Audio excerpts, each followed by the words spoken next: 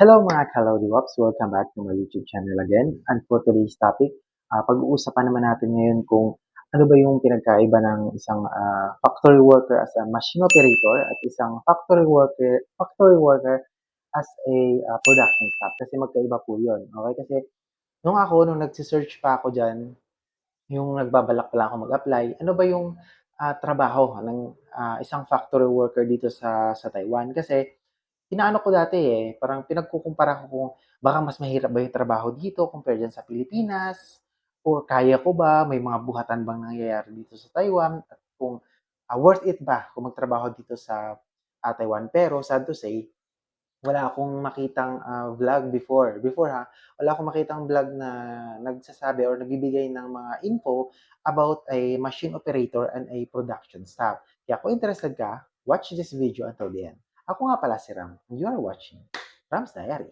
Yeah.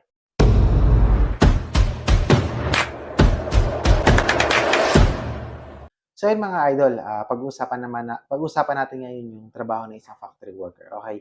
So dito ko lang siya na realize, okay? Kasi before, nagtrabaho naman ako sa factory, hindi pala factory, actually manufacturing company siya diyan sa Pasig before, kung alam niyo yung Spencer and also the Zagu, okay? Sister company or isa lang ho ang may-ari kasi niyan. So nagtatrabaho ako doon as a coordinator. So ngayon, ang ginagawa lang ho namin doon, sa office ako probably, and then kapag once na kailangan ho kasi ng tao sa production, okay, hinuhugot po yung taga-office, lalo na kung overtime or maraming gawa. So hinuhugot yung taga-office kung sino mag-overtime, and yun, ina-accept ko yung overtime kasi kailangan rin natin ng pera dyan sa Pilipinas before, okay? So ngayon, kinumpara ko yung trabaho dito, okay?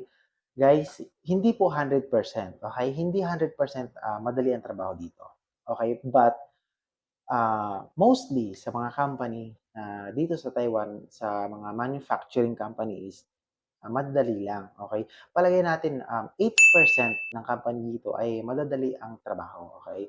Um, Mostly is a food processing company, okay? Unlike sa mga electronics company, although maano naman yung load ng trabaho kasi is hindi naman gano'n kabigat. So nagkakatalo kasi tayo sa pagsasabi ng madali or mabigat ang trabaho. Depende kasi marami ka kasing pagbabasihan. Okay, una diyan yung trabaho mismo. Pangalawa is yung shift ng schedule, okay? At saka department or tinatawag na support, okay? Kapag sa sinabing trabaho, okay, yung kung ano yung magiging daily routine mo sa trabaho. So, yun yung sinasabi ko.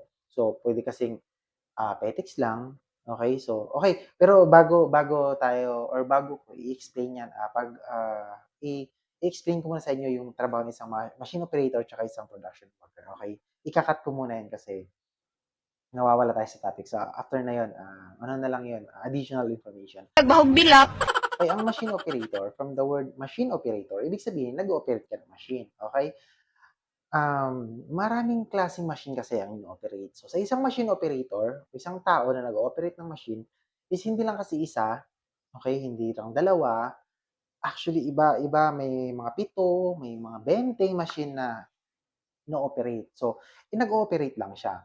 Pero, may tinatawag kasi yun na timeline, okay? May hinahabol ka na oras or meron kang tina-target na oras or minuto, okay, sa pag-operate ng machine. For example, 20 na machine. Okay, sa totoo po yan, sa Walsin, marami silang machine na ino-operate ng isang tao, isang Pinoy, okay? So ngayon, pindot-pindot ka lang, monitoring. So, kada machine may sariling purpose yan. Okay? Hindi ko masabi yung pinaka-purpose ng machine, pero nag-base lang ako dun sa sinabi kasi ng kakilala ko na nagtatrabaho sa Walsin.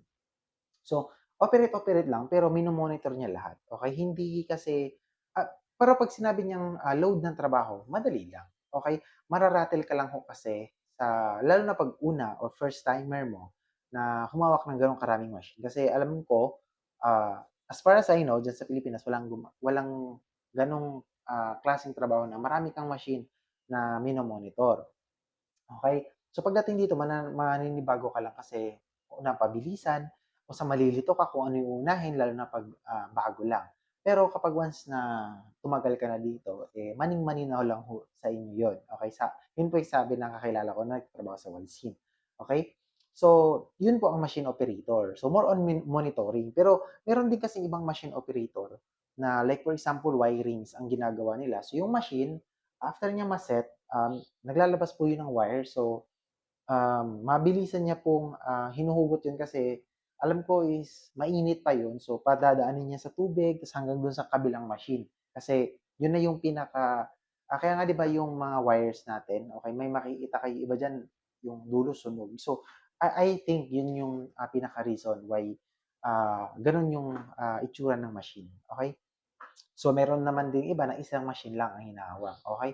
So, like for example, ang mga machine dito na mga simple is like for example, mixer na machine, okey? So, mini-mix niyo lang yung mga ingredients, depende. Parang alam niyo yung, pinaka-mixer ng ng nasa construction worker. So, may mga gano'ng klase. So, natatawag na rin silang as a machine operator. Pero bukod dun sa machine na ino-operate nila, sila na rin ang gumagawa nung product na, nilalabas ng machine, okey? So, yun naman ho ang pinagkaiba ng isang production worker. Ang isang production worker, isang production staff is hindi siya gumagamit or humahawak ng machine. So, kung ano yung nilalabas ng, machine na item, yun yung tinatrabaho nila or minsan nga makikita niyo sa mga conveyor, lumalabas na lang, so inaayos na lang nila. So, kung may makikita kayo na video na lumalabas yung mga items, pinapak na lang nila into 12 pieces or 6 pieces, depende po yun. So, yun lang po ang trabaho ng isang production staff. So, malawak din ang trabaho ng isang production staff. Basta, ang ibig sabihin lang po ng production staff is hindi ka uh, humahawak ng machine. May iba nga dito is taga tapon or taga salo lang ng mga galon, mga ganon. And also, taga-monitor ng, mga item na lumalabas nga, yun, sa machine. And also naman, like for example, kung ang item niyo is packaging, okay. So, yun naman po, pinapack niyo lang po yung item na lumalabas dun sa machine. So, yun lang po yung trabaho ng isang, production staff. So, para sa akin mas madali ang trabaho ng production staff, okay. Pero ang alam ko, ang isa sa mga qualification niya is dapat mabilis ka, okay. Mabilisan ho kasi yun kasi ang machine lang naglalabas siya ng ilang items, okay. Dumadaan yan sa conveyor, so pabilisan po yun. Unlike sa mga machine operator is more on monitoring lang ho talaga sila. So, paano ba tayo makakapili? To be honest, hindi po tayo makakapili, okay, ng trabaho. It's either machine operator or a production staff or production worker, okay.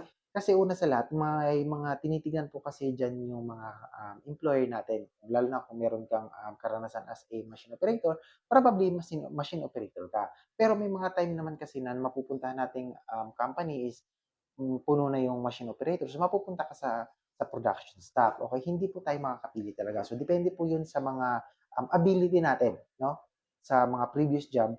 And meron din naman ng mga newbie na sinasalang sila as a machine operator kasi tinuturuan naman ho talaga. Hindi naman tayo pinapabayaan, eh, okay. Pero, meron na din kasi talaga dito sa Taiwan na ang trabaho is a farmer, okay. So, magkaiba po 'yun sa production staff or production worker or machine operator. So, ang farmer naman kasi is more or nasa labas sila, like for example, nang-harvest ng tea, ng dahon ng tea. 'Yun yung ginagamit para makapag-produce ng tea, okay. So, 'yun yung, pinaka-ano nila, kumbaga raw materials, 'yun po yung kinukuha or, binebenta sa mga company para gawing tea na mismo, okay. So, 'yun naman sa farmer hindi ko pa masyadong napag-aralan, pero meron kasing comment dito sa YouTube channel ko na nahihirapan sila. Okay, pero bibigyan ko or gagawan ko siya ng, video, regarding naman sa farmer kasi una sa lahat, gaya ng sinabi ko mga 80% lang po dito sa, mga company dito sa Taiwan ang, masasabi natin na madali lang trabaho or ethics, okay. But the 20% mahirap po talaga, okey, depende naman na ho yun talaga sa company and department. Meron naman kasing company na mahirap talaga pero may department dun na magaan lang ang trabaho, okey.